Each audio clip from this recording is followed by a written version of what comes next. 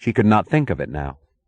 It took an effort to remember that she had had a goal and a motive a few hours ago. She forced herself to recapture it.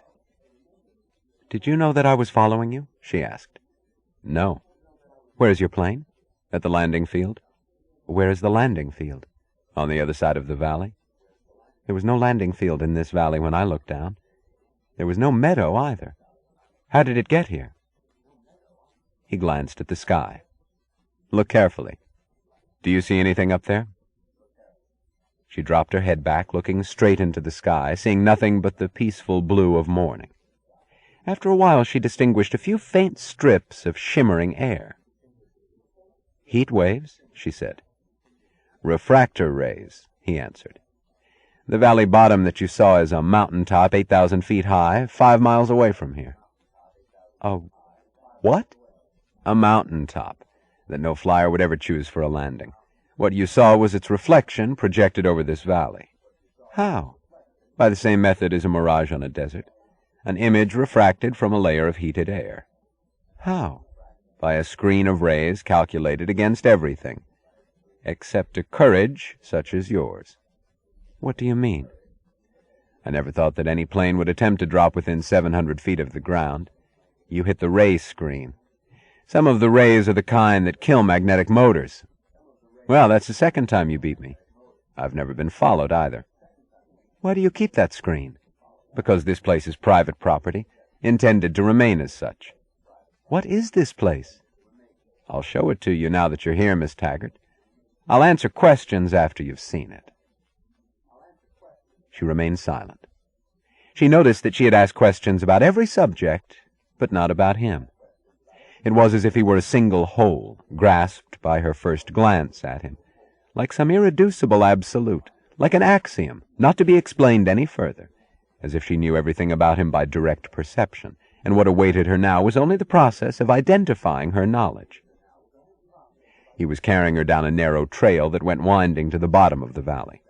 On the slopes around them, the tall, dark pyramids of firs stood immovably straight in masculine simplicity, like sculpture reduced to an essential form, and they clashed with the complex, feminine, over-detailed lacework of the birch leaves trembling in the sun. The leaves let the sun rays fall through to sweep across his hair, across both their faces. She could not see what lay below, beyond the turns of the trail. Her eyes kept coming back to his face. He glanced down at her once in a while. At first she looked away as if she had been caught. Then, as if learning it from him, she held his glance whenever he chose to look down, knowing that he knew what she felt, and that he did not hide from her the meaning of his glance. She knew that his silence was the same confession as her own. He did not hold her in the impersonal manner of a man carrying a wounded woman. It was an embrace, even though she felt no suggestion of it in his bearing.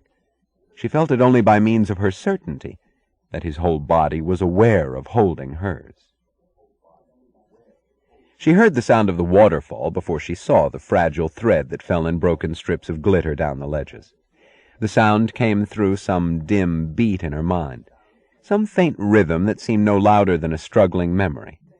But they went past, and the beat remained. She listened to the sound of the water, but another sound seemed to grow clearer, rising not in her mind, but from somewhere among the leaves. The trail turned, and in a sudden clearing she saw a small house on a ledge below, with a flash of sun on the pane of an open window. In the moment when she knew what experience had once made her want to surrender to the immediate present. It had been the night in a dusty coach of the Comet, when she had heard the theme of Halley's Fifth Concerto for the first time. She knew that she was hearing it now, hearing it rise from the keyboard of a piano, in the clear, sharp chords of someone's powerful, confident touch. She snapped the question at his face, as if hoping to catch him unprepared. "That's the Fifth Concerto by Richard Halley, isn't it?" "Yes." "When did he write it?" "Why don't you ask him that in person?" "Is he here?" "It's he who's playing it. That's his house." "Oh." "You'll meet him later. He'll be glad to speak to you. He knows that his works are the only records you like to play in the evening when you are alone." "How does he know that?" "I told him." The look on her face was like a question that would have begun with, "How in hell?" But she saw the look of his eyes, and she laughed. her laughter giving sound to the meaning of his glance. She could not question anything, she thought. She could not doubt. Not now. Not with the sound of that music rising triumphantly through the sun-drenched leaves. The music of release, of deliverance, played as it was intended to be played, as her mind had struggled to hear it in a rocking coach through the beat of wounded wheels. It was this that her mind had seen in the sounds that night. This valley and the morning sun, and then she gasped, because the trail had turned, and from the height of an open ledge she saw the town on the floor of the valley. It was not a town, only a cluster of houses scattered at random from the bottom to the rising steps of the mountains that went on rising above their roofs, enclosing them within an abrupt, impassable circle. They were homes, small and new, with naked angular shapes and the glitter of broad windows. Far in the distance, some structure seemed taller, and the faint coils of smoke above them suggested an industrial district. But close before her, rising on a slender granite column from a ledge below to the level of her eyes, blinding her by its glare, dimming the rest, stood a dollar sign, 3 feet tall, made of solid gold. It hung in space above the town, as its coat of arms, its trademark, its beacon, and it caught the sun rays like some transmitter of energy that sent them in shining blessing to stretch horizontally through the air above the roofs. "What's that?" she gasped, pointing at the sign. "Oh, that's Francisco's private joke." "Francisco who?" she whispered, knowing the answer. "Francisco d'Anconia." "Is he here too?" "He will be any day now." "What do you mean, his joke?" "He gave that sign as an anniversary present to the owner of this place, and then we all adopted it as our particular emblem. We liked the idea." "Aren't you the owner of this place?" "I? No." He glanced down at the foot of the ledge and added, pointing, "There's the owner of this place coming now." A car had stopped at the end of a dirt road below, and 2 men were hurrying up the trail. She could not distinguish their faces. One of them was slender and tall, the other shorter, more muscular. She lost sight of them behind the twists of the trail as he went on carrying her down to meet them. She met them when they emerged suddenly from behind a rocky corner a few feet away. The sight of their faces hit her with the abruptness of a collision. "Well, I'll be goddamned," said the muscular man, whom she did not know, staring at her. She was staring at the tall, distinguished figure of his companion. It was Hugh Axton. It was Hugh Axton who spoke first, bowing to her with a courteous smile of welcome. "Miss Taggart, this is the first time anyone has ever proved me wrong. I didn't know when I told you you'd never find him, that the next time I saw you, you would be in his arms." "In whose arms?" "Why, the inventor of the motor." She gasped, closing her eyes. This was the one connection she knew she should have made. When she opened her eyes, she was looking at Galt.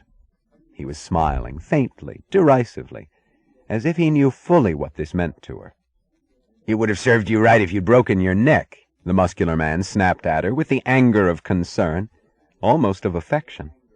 "What a stunt to pull, for a person who'd have been admitted here so eagerly if she'd chosen to come through the front door."